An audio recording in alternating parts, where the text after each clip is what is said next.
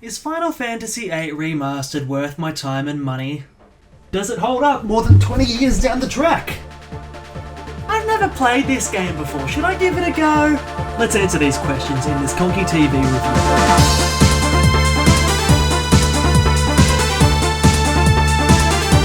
Despite its visual shortcomings, Final Fantasy VIII Remastered is an excellent way to relive this often overlooked classic entry in the Final Fantasy franchise, and also serves as an adequate entry point for newcomers to the game, provided the latter audience are willing to devote some time to wrapping their heads around the junction system. Final Fantasy VIII Remastered initially didn't quite live up to my lofty expectations as a long-time fan of the game.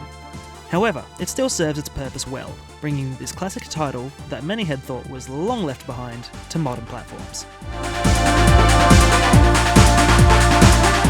Final Fantasy VIII Remastered underwhelmed me in my first few hours with it. The static backgrounds hadn't received anywhere near as much love as the refined character models, the 4:3 aspect ratio on a modern display kinda sucked, and I ran into a number of puzzling audio-visual bugs early on in the game. Nothing critical, but enough to be a mild annoyance. It seems that French development team .emu could have given the visual fidelity of the game a little more tender love and care, and I would have happily waited a few months to a year longer for a true remaster worthy of the name, because keep in mind, when you slap the word remastered on your product, keeping in mind that none of the other Final Fantasy re-releases have been given that moniker, one would expect more. However, to give credit where credit is due, the visual improvements that did make the cut most certainly pop out. The refreshed character models definitely earned Squall his title of best looking guy here. Guardian Force animations look as eye-popping as ever, and enemy models as well as spell and limit break animations have also seen a drastic overhaul. It's just a shame that .emu didn't put more time in with the rest. The blend of mildly touched up old with the outstanding new came off as jarring. The game performed admirably on my PC, and I had little to no issues fine-tuning the settings as I saw fit.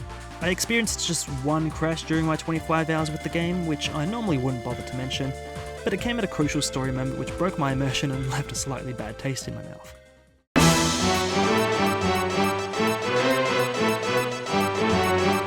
For the uninitiated among us, Final Fantasy VIII Remastered features an initially straightforward turn-based battle system. At face value, engaging in combat with the game's various enemies is simple. Wait for the gauge next to your character's name to fill, select a command, pick a target, execute, rinse and repeat. The system becomes a little more complex when you begin to look at the nuts and bolts of what makes your characters powerful during these encounters. The junction system.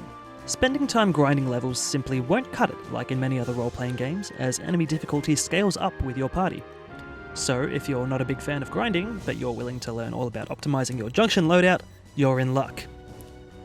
Without getting too bogged down in the details of how junction works, it involves finding and equipping Guardian Forces, GFs for short. These are FF8's variants of summons. GFs enable your character to tether the various magic abilities found throughout the game to their stats, which in turn strengthens their performance in combat. As a side note, GFs themselves can also be used in combat directly to cause massive damage to your enemies. The game does a reasonable enough job explaining how the junction system works, but as this is a text-heavy game from 1998, no one could blame you for spacing out and clicking your way through the dialogue which explains the intricate details, but in doing so you'll find yourself falling behind the difficulty curve at a rapid pace. Thankfully, these tutorials can be revisited at any time outside of combat through the game's menu, so not all is lost if this happens to you. The standout improvements to Final Fantasy VIII Remastered are the quality of life improvements.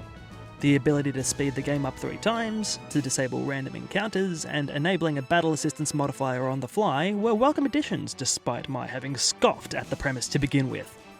These features allow players both new and old to play Final Fantasy VIII at a pace that suits them. Newcomers who only want to experience the story and don't want the grind can turn off random encounters, boost their characters, and enjoy the game at a leisurely pace. The Steam version of the remaster can take this one step further by allowing you to obtain all available items outside of key items, limit breaks and Guardian Force abilities. However, it is my understanding that some of these features are missing from the console version of the game, so be aware of that. Veterans can omit these features entirely as I initially intended on doing, however, I found that as I played along, I would toggle these options to get through portions of the game I either found tedious or was overly familiar with. Enabling these modifiers is as simple as pressing on one, two, or both of your analog sticks, so the temptation to use them is right there and it's fierce. These features come in handy for speeding through GF animations you've seen a dozen times, traversing lengthy portions of your world map, farming, or when you're simply feeling lazy.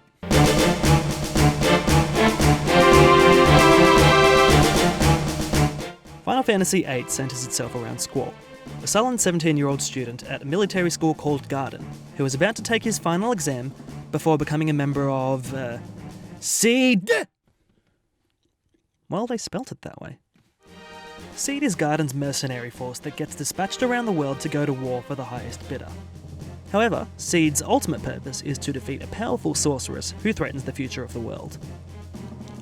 Squall's tale is one of friendship, fate, romance, time travel, and learning that one doesn't need to take the world on their own. Final Fantasy VIII nails all of those themes across its 40 hours of story, which can be significantly shortened using those optional remastered modifiers. It moves at a good pace and with dialogue that has aged surprisingly well, especially when compared to its predecessor.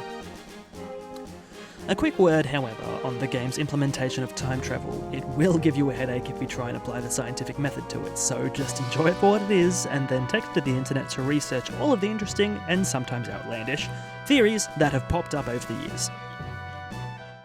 It's also worth giving special mention to the excellent score, which does an impeccable job of underlining and emphasising the events of the game as they unfold.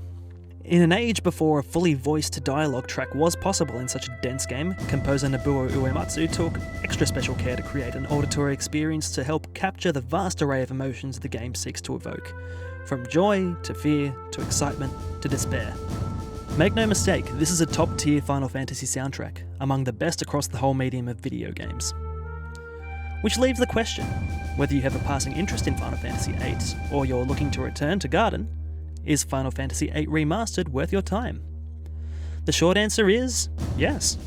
For newbies, dedicate a little bit of time to learning the junction system and you're good to go forth and experience a timeless classic. For returning players wanting a walk down memory lane, you won't regret it, particularly with the excellent quality of life upgrades to the game. The long answer is, it depends on the hardware available to you and the experience you seek with the game. Console players have no choice in the matter. Final Fantasy VIII Remastered is the direction in which you need to head.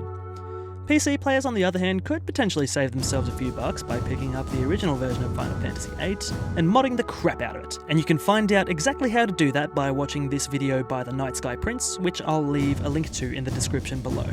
Keep in mind, I would only recommend this experience if you either absolutely insist on playing the game in a 16:9 aspect ratio, or you want a purist experience with the game without all the new bells and whistles. Final Fantasy VIII is often overlooked and tends to live in the shadow of its revolutionary predecessor. However, I've always believed that people shouldn't turn up their nose at it. It is a unique Final Fantasy experience that stands on its own 2 feet, and I've yet to meet someone who gave this game a fair go and regretted it afterwards. Final Fantasy VIII Remastered isn't the prettiest possible remaster, but it still does an excellent job of bringing this classic game into 2019. I give Final Fantasy VIII Remastered a 7 out of 10. Thank you very much for watching this review. Please feel free to chime in the comments section about whether you enjoyed the game, leave a like if you enjoyed the video, subscribe to me if you want to see more, and you can also find the written version of this review on my website, conkytv.com. You can also find me on Facebook, Twitter, and Twitch, and you can find all of the links to those socials in the description below. I'll catch you guys in the next video.